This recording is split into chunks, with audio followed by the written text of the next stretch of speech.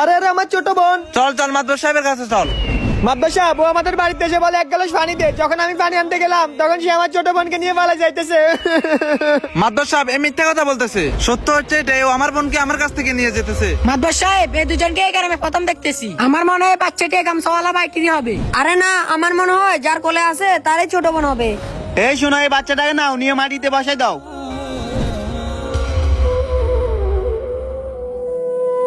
শোনো, তোমাদের মধ্যে এই বাচ্চাকে যে উঠাবে তাকে শাস্তি দেওয়া হবে। আমার বোন। মাদ্দা সাহেব আপনি যা শাস্তি দেওয়ার আমাকে দেন, তারপরে আমি আমার ছোট বোনের কষ্ট দেখতে পারবো না। মাদবর সাহেব আপনি বলছেন না এই বাচ্চাকে না উঠাতে। মাদবর সাহেব এবার তো প্রমাণ হয়েছে এটা আমার বোন। এ চুপ করো, এই বাচ্চাটি তোমার নয়, এই বাচ্চাটি এই ভাইটি। কারণ একমাত্র বড় ভাই বুঝে ছোট বোনের কষ্ট। ঠিক আছে, তুমি এখন যেতে পারো। এই শুনো, সবাই ধরে ওরে মারো। যাদের যাদের ছোট বোন আছে তারা কমেন্টে লিখে আলহামদুলিল্লাহ। গাইস, ভিডিওটি ভালো লাগলে চ্যানেলটি সাবস্ক্রাইব করুন।